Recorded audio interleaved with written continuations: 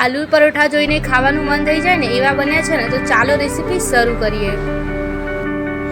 આલુ પરોઠા બનાવવા માટે હું 1 વાટકી ઘઉંનો લોટ લઈશ, સ્વાદ અનુસાર મીઠું એડ કરીશ અને પાણી એડ કરીને બરોબર લોટ બાંધી દઈશ। લોટ બહુ ઢીલો ના બંધાય અને કઠણ ના બંધાય તે ધ્યાનમાં રાખવાનું છે। તેલ એડ કરીને ખૂબ સારી રીતે મિક્સ કરી દઈશું અને તેને 10 મિનિટ માટે રેસ્ટ થવા દઈશું। બાફેલા બટાકાને મેસરની મદદથી બરોબર મેશ કરી દઈશું। 3 પડી તેલ એડ કરીશું, રાઈ એડ કરીશું, જીરું એડ કરીશું, લીલા મરચાં અને બાફેલા બટાકાને એડ કરીને ખૂબ સારી રીતે મિક્સ કરી લઈશું। લાલ મરચું એડ, હળદર એડ કરીશું, ગરમ મસાલો, સ્વાદ અનુસાર મીઠું એડ કરીને બરોબર મિક્સ કરી લઈશું।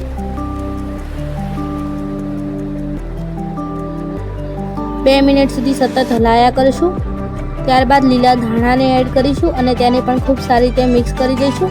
લીલા ધાણાનો સ્વાદ આલુ પરોઠામાં ખૂબ જ ટેસ્ટી આવે છે, તેથી તે જરૂરથી એડ કરવો।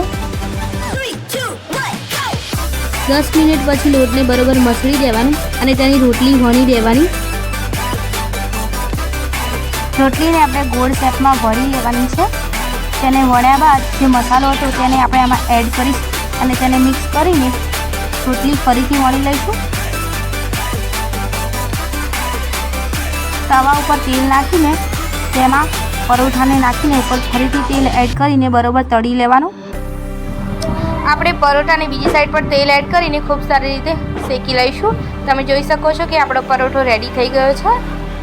તમને મારો આજનો વિડીયો ગમે તો પ્લીઝ મારી ચેનલને લાઇક કરો, ફ્રેન્ડોમાં શેર કરો અને સબસ્ક્રાઈબ કરો। Thank you for watching.